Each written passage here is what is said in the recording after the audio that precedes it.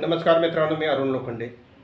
Investor awareness प्रोग्रामच्या ह्या सिरीजमध्ये किंवा 0 to करोडपती इन 5 years या आपल्या शृंखलेमध्ये हा शेवटचा व्हिडिओ आहे. 5 नंबरचा 5वा व्हिडिओ आहे.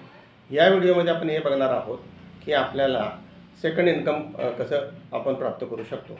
आता सेकंड इन्कमचा विषय निघाला की प्रत्येकाला वाटतं की आपण बँकेमध्ये FD ठेवल्यानंतर FDचा इंटरेस्ट आपल्याला मिळतो, काय त्याच्यामध्ये चढउतार होत नाही, काय नाही, आणि आपली फिक्स रक्कम आपल्याला दर महिन्याला मिळू शकते. पण मित्रांनो, FDची जी काही इंटरेस्टची रक्कम असते त्याच्यावरती मोठा टॅक्स बसतो. आपल्या ह्याच्याप्रमाणे स्लॅबप्रमाणे 20% किंवा 30% याच्यावरती इन्कम टॅक्स आपल्याला आकारून बाकीची रक्कम आपल्याला याच्यामधनं आपल्याला मिळत असते. दुसरा विषय असा आहे की आपण फ्लॅट घेऊया. फ्लॅटमध्ये आपल्याला रेंटल इन्कम मिळतं 15,000 20,000मध्ये.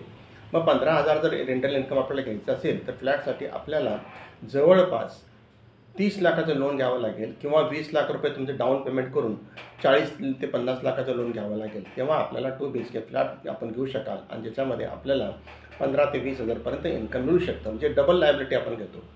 20 लाख रुपये डाऊन पेमेंटचे आपले पदरचे देतो आणि आपण खरेदी करतो ते व्याज. जोपर्यंत आपलं व्याज चालू आहे, जोपर्यंत आपलं लोन चालू आहे, तोपर्यंत आपला अधिकार त्या फ्लॅटवरती असणार नाही. तो मॉर्गेज केलेला असेल. ज्या दिवशी 3 हप्ते थांबतील त्यावेळेला बँक आपल्या दारात येईल आणि मग आपलं कार घेत असेल किंवा आपली जी काय प्रॉपर्टी असेल ती सीज होऊ शकेल किंवा हा फ्लॅट आपल्याकडनं काढून घेतला जाईल. तर आपण याच्यावरती काय करू शकतो? तर बेस्ट ऑपॉर्च्युनिटी अशी आहे की आपण मार्केटमध्ये इन्व्हेस्टमेंट करायला पाहिजे. मार्केटचं सिच्युएशन कसं आहे? मार्केटमध्ये शेअर प्राईस किंवा म्युच्युअल फंड्स याच्यामध्ये आपण गुंतवणूक करतो. सर्व म्युच्युअल फंड्समध्ये जे ग्रोथ होतो तो कंपन्यांच्या प्रॉफिटमुळं.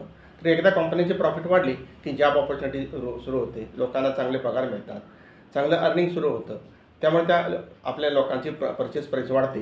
त्यामुळं मार्केटमध्ये डिमांड वाढतो, पुन्हा प्रोडक्शन वाढतं कंपन्यांचं आणि कंपन्यांचं सेल वाढतो. हे चक्र सुरू होतं सक्सेसफुली. आणि असं हे चक्र गेली 40 ते 50 वर्ष आपल्या देशामध्ये चालू आहे. आपल्या देशाचं एक पॉझिटिव्ह पॉईंट असा आहे की 25 ते 45 वयोगटातील जे काय पॉप्युलेशन आहे ते जवळपास निम्म्यापेक्षा अधिक म्हणजे जवळपास 54% हे पॉप्युलेशन आहे. त्यामुळं मार्केट हे कंटिन्यू चालू राहणार आहे.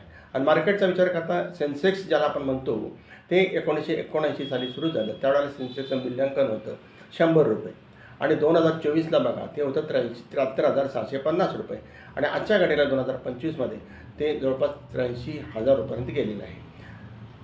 याचा विचार करता जास्तीत जास्त फायदा आपला कुठे होतो? तर ह्या इन्व्हेस्टमेंटमध्ये होतो मार्केटमध्ये. जर आपण म्युच्युअल फंडमध्ये SIP सुरू केलेली असेल गेल्या 15 वर्षापूर्वी 20 वर्षापूर्वी, तर आज त्या SIPची अमाऊंट आपली 15 लाख 20 लाख 30 लाख झाली असेल तर त्यातनं आपण एक सिस्टमॅटिक विड्रॉवल प्लॅन स्टार्ट करू शकता. सिस्टमॅटिक विड्रॉवल प्लॅन घेत असताना आपल्याला SIPच्या त्या जे काय वेल्थ क्रिएशन झालं आहे त्याच्यातून आपण दर महिन्याला 15,000 20,000 रुपये घेऊ शकतो. याच्यामध्ये टॅक्स लायबिलिटी कमी आहे कारण हा इक्विटी आहे. 12-12.5% फक्त टॅक्स बसतो. म्हणजे मी एक 15 लाख रुपये माझ्याकडे असेल तर इन्व्हेस्टमेंट पिरियड माझा 240 महिन्याचा आहे. म्हणजे 20 वर्ष झाली तर महिन्याला मी 7,500 रुपये घेऊ शकतो आणि टोटल विड्रॉवल म्हणजे 18 लाख होते आणि मॅच्युरिटीला माझी जी काय रक्कम आहे 15 लाख होती ती होती 65,06,000 रुपयाची. म्हणजे माझी FDमध्ये 15 लाख असेल तर माझे 15 लाख 20 वर्षानंतर 15 लाख राहिले असते. पण या ठिकाणी 15 लाखाचे 65 लाख रुपये झाले. म्हणजे टोटल वेल्थ क्रिएशन 83 लाख रुपये झालेलं आहे.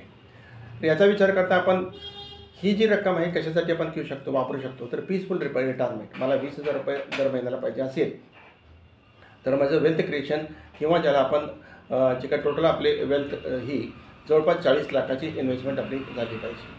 त्याच्यातून आपल्याला दर महिन्याला 20 लाख रुपये आम्ही घेऊ शकतो. दर महिन्याला 20,000 रुपये घेऊ शकतो. असे 20,000 रुपये 20 वर्ष जरी घेतली तरी आपली जी काही 40 लाखाची इन्व्हेस्टमेंट अमाऊंट असते ती 20 वर्षानंतर 1,24,00,000 होते. म्हणजे या ठिकाणी वेल्थ क्रिएशन मोठ्या प्रमाणात होतं. अशीच रक्कम जर आपल्याला पाहिजे असेल तर समजा एखाद्याचे 20 लाख रुपये असतील तर दर वर्षाला 1,20,000 रुपये मुलाचा शिक्षणाचा खर्च असेल, स्कूलची फी असेल तर 1,20,000 रुपये घेऊनसुद्धा 15 वर्षानंतर 20 लाखाचे 43 लाख रुपये होतात. तर तिसरा याच्यामध्ये पॉईंट असा आहे की समजा आपण फ्लॅट घेतला असेल तर त्या फ्लॅट घेण्यामध्ये धोका काय आहे? आपण फ्लॅट घेण्यामध्ये पहिला धोका आहे माझी आत्तापर्यंत काय मी रक्कम साठवलेली होती ही रक्कम माझी 20 लाख रुपये मी डाऊन पेमेंट म्हणून देतो आणि 40 ते 50 लाखाचं लोन घेतो. म्हणजे माझ्याकडचे पैसे मी देतो आणि लोन खरेदी करतो. आणि फ्लॅटवरती भाडं मला मिळतं 15,000 रुपये. तर हे 15,000 मिळवण्यासाठी एवढी मोठी आपण याच्यामध्ये इन्व्हेस्टमेंट करतो. त्यापेक्षा जर आपल्याकडे आज 30 लाख रुपये असतील किंवा वेल्थ क्रिएशन होऊन 30 लाख रुपये झाले असतील तर त्याच्यातनं आपल्याला 15,000 रेंटल इन्कम म्हणून घेऊ शकतो. तर याच्यात धोके काय आहेत? रेंटल इन्कममध्ये फ्लॅटचा विचार करता समजा 30 लाख तुम्ही डाऊन पेमेंट केलेलं असेल तर त्याच्यामध्ये आपण 60 लाख रुपये आपण हे घेतलेलं आहे किंवा 40 लाख रुपये आपण लोन घेतलेलं आहे आणि फ्लॅट घेतला आहे. ह्या फ्लॅटमध्ये आपल्याला दर महिन्याला 15,000 रुपये आपण रेंटल इन्कम घेत आहे. तर याच्यामध्ये काय काय प्रॉब्लेम येतात? तर स्टॅम्प ड्युटी याच्यावरती आणि रजिस्ट्रेशन आपल्याला भरावं लागणार. बँकेचं कर्ज घेतले त्याचं लोनचं प्रोसेसिंग फी असेल, EMI आपल्याला भरावं लागेल. सोसायटीचं मेंबरशिप रजिस्ट्रेशन आपल्याला फी भरावी लागेल. पोलीस व्हेरिफिकेशनचे चार्जेस आपल्याला द्यावे लागतात. टेनंट आपण घेतला तर त्या टेनंटसाठी पोलीस व्हेरिफिकेशन दरवर्षाला आपल्याला घ्यावं लागेल. 11 महिन्याचं आपल्याला करावं लागेल. 1 महिन्याचं भाडं दर वर्षाला आपल्याला ब्रोकरेज चार्जेस म्हणून द्यावे लागले. जर फ्लॅट तर टेनंटने सोडला नसेल तर सोडला नाही तर लिगल मॅटर होतात. एन्क्रोचमेंटचं याच्यामध्ये आपल्याला त्रास होतो. त्यानंतर टेनंटला आपल्याला दर महिन्याला भाडं देण्यासाठी पाठपुरावा करावा लागतो. रेनोव्हेशन दर 5 वर्षानंतर आपल्याला फ्लॅट सोडल्यानंतर करावं लागतं. प्रॉपर्टी टॅक्स आपल्याला दर वर्षाला भरावा लागतो आणि जे इन्कम आपल्याला रेंटल मिळतं त्याच्यावरती इन्कम टॅक्ससुद्धा आपल्याला भरावा लागतो. हे टेन्शन आपल्याला राहतं. नंतर रिडम्पशनचा आपल्याला एक थोडासा रक्कम याच्यातनं पाहिजे असेल तर अख्खा फ्लॅट आपल्याला विकावा लागतो. एखादी रूम विकून आपल्याला पाहिजे तेवढी रक्कम त्याच्यातनं उभी आपण करू शकत नाही. आणि त्याच्यामध्ये जे सेल आपल्याला करायचा आहे तो सेल करण्यामध्ये सुद्धा कॅपिटल गेन टॅक्स आपल्याला भरावा लागतो. ब्रोकरेजसुद्धा चार्जेस आपल्याला भरावे लागतात आणि रेंटलचं यील्ड जे आहे ते 4 ते 5% आपल्याला त्याच्यातनं हे प्रॉफिट दिसतं. त्यापेक्षा आपण जर इन्व्हेस्टमेंट फ्लॅट म्हणून जर कन्सेप्ट केला 30 लाख रुपये आज माझ्याकडे आहेत, मी जर 30 लाख रुपये याच्यामध्ये म्युच्युअल फंडमध्ये गुंतवले असतील तर त्या कॉर्पसमधनं मी महिन्याला 15,000 रुपये टॅक्स 15,000 इन्कम मी माझं मंथली इन्कम घेऊ शकतो. आणि एवढं घेऊन सुद्धा 15 वर्षानंतर माझी फ्लॅट व्हायची रक्कम इतकी अप्रिशिएट होत नाही. पण इथं आपली 30 लाखाचे 65 लाख रुपये 15,000 रुपयेचा टॅक्स घेऊन सुद्धा आपण हे घेऊ शकतो.